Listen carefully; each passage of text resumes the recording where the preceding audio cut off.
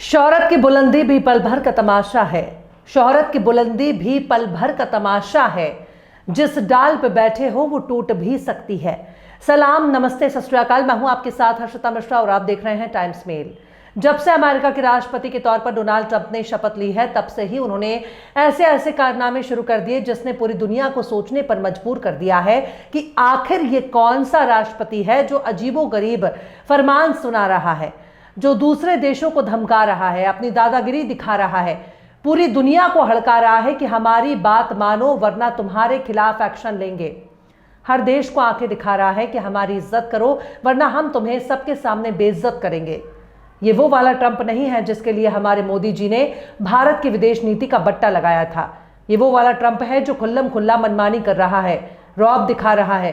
पर जिस तरह से हमारे देश के प्रधानमंत्री ट्रंप की मनमानी पर खामोश हैं, उससे तो यही लगता है कि ट्रंप को इन्होंने खुद से बड़ा विश्वगुरु समझ लिया है। पर गौर करने वाली बात यह है कि डोनाल्ड ट्रंप अपने यहां आने वाले गैर कानूनी लोगों को पकड़ पकड़ कर निकाल रहा है। हाथ में हथकड़ी और पैर में बेड़ियां डालकर उन्हें सेना के विमान में ठूस कर उनके देश में भेजा जा रहा है। कोलंबिया जैसे देशों ने डोनाल्ड ट्रंप को 56 इंच का कलेजा दिखाते हुए अमेरिकी सेना के विमान को अपने यहां उतरने ही नहीं दिया। बाकायदा कोलंबिया के राष्ट्रपति ने अपना विमान भेजकर अपने लोगों को डिपोर्ट कराया। हमारे मोदी जी के पास भले ही 56 इंच की छाती हो, पर काश हमारे मोदी जी के पास 56 इंच का कलेजा होता तो शायद अमेरिका हमारे देश के लोगों के हाथ में हथकड़ी और पैरों में बेड़ियां डालकर उन्हें बेइज्जत ना कर रहा होता। सबसे नाकारा हमारे देश का विदेश मंत्रालय है, जिसके देसी जेम्स बॉन्ड एस जयशंकर संसद में कहते हैं कि बहुत पहले से ही ऐसी कार्यवाही होती आ रही है। लेकिन कितने बार अमेरिका ने सेना के विमान में हमारे नागरिकों को हथकड़ी और बेड़ियों के साथ डिपोर्ट किया।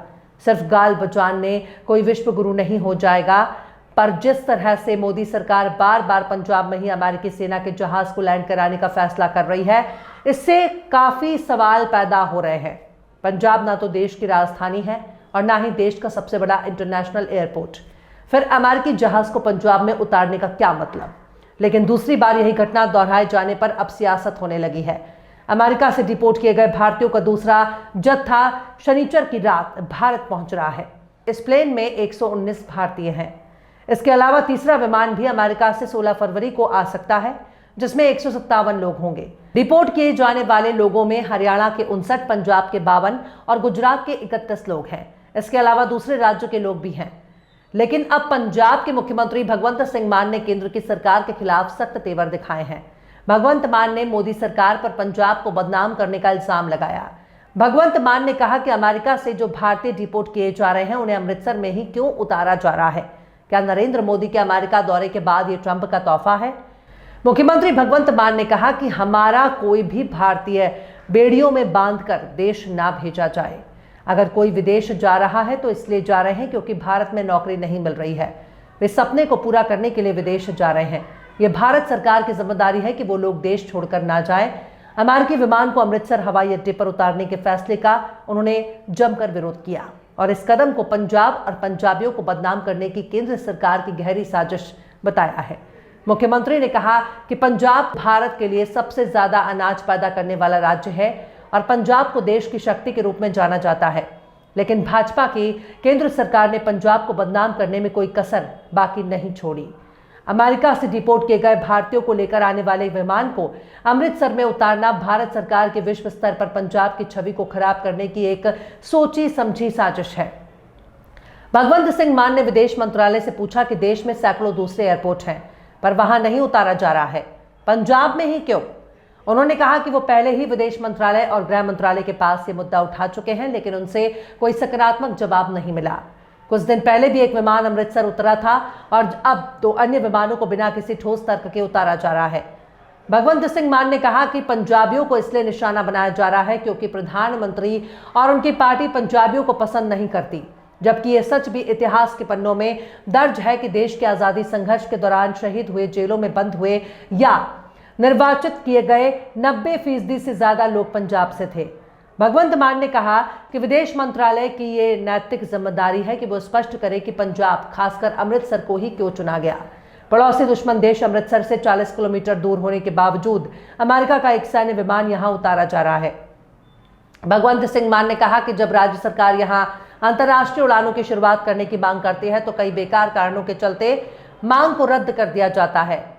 अगर बांग्लादेश के पूर्व मुख्यमंत्री शेख हसीना को लेकर जाने वाले विमान को हिंडन हवाई अड्डे पर उतारा जा सकता है और राफेल जेट को अंबाला में उतारा जा सकता है, तो इस विमान को देश के किसी दूसरे हिस्से में क्यों नहीं उतारा जा सकता। गैर कानूनी इमिग्रेशन सिर्फ पंजाब की ही समस्या नहीं है, बल्कि ये एक राष्ट्रीय समस्या है और इससे ये कयास लगाए जा रहे हैं कि पंजाब ही इसे पूरी तरह प्रभावित है। इसलिए सिर्फ पंजाबियों को ही अमेरिका से डिपोर्ट किया जा रहा है। पंजाब सीएम भगवंत मान के बयान पर कांग्रेस सांसद मनीष तिवारी ने कहा कि ये विमान पंजाब में क्यों उतार रहे हैं। आप किस तरह का संदेश देने की कोशिश कर रहे हैं? क्या आप ये संदेश देने की कोशिश कर रहे हैं कि अमेरिका में आने वाला हर अवैध अप्रवासी पंजाब से है? उन्होंने आगे कहा कि आप इस विमान को दिल्ली या कहीं और उतार सकते थे, हर बार अमृतसर में ही क्यों? दिल्ली ये नहीं समझते कि पंजाब अपमान को आसानी से बर्दाश्त नहीं करता, और जब दिल्ली पंजाब को अपमानित करने की कोशिश करती है तो उसे हमेशा इसकी कीमत चुकानी पड़ती है। विदेश मंत्रालय को बताना चाहिए कि विमान उतारने के लिए अमृतसर को किस मापदंड के आधार पर चुना गया। आप पंजाब को बदनाम करने के लिए अमृतसर को चुनते हैं। ये लोग पंजाब को टारगेट करना चाहते हैं। मुगलों के वक्त से ही दिल्ली पंजाब को नहीं समझ सकी है। ये लोग पछताएंगे। कांग्रेस सांसद ने आगे कहा कि ये जो लोग अमेरिका गए थे ये अपराधी और आतंकवादी नहीं थे, ये सारे आर्थिक फायदे की खोज में और जिंदगी बेहतर करने के लिए गए थे। ये अवैध तरीके से गए थे, दूसरी बात है, लेकिन अमेरिकी कानून के तहत क्या इनको वापस भेजा गया?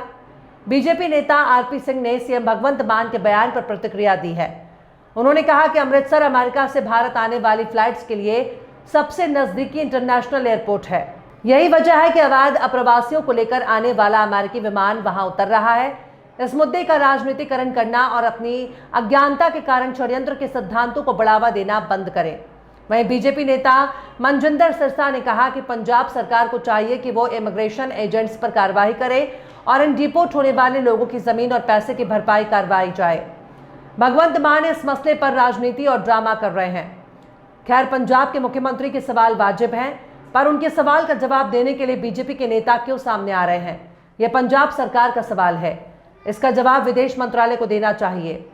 पर मोदी सरकार शायद ही भगवंत मान के सवालों का जवाब दे सके, पर खामोशी बता रही है कि जवाब किसी के पास नहीं है। बहरहाल, चलते चलते आखिर में जफर इकबाल ने भी क्या खूब फरमाया है, खामोशी अच्छी नहीं, इनकार होना चाहिए। खामोशी अच्छी नहीं, इनकार होना चाहिए। ये तमाशा अफसर बाजार होना चाहिए। फिलहाल इस खबर में बस इतना ही। इस खबर को आप हमारे साथी शम्स तबरेज की कलम से सुन रहे थे। आपको कैसा लगा कमेंट बॉक्स में जरूर बताइए। वीडियो पसंद आए तो लाइक करें, शेयर करें और बेबाक निष्पक्ष स्वतंत्र पत्रकारिता को सपोर्ट करने के लिए आप हमारे चैनल टाइम्स मेल को जरूर से सब्सक्राइब करें और हाँ, बेल आइकन की घंटी वाली बटन भी आप जरूर से दबा दें ताकि आपको हमारे आने वाले नए वीडियो की नोटिफिकेशन फौरन ही मिल जाए।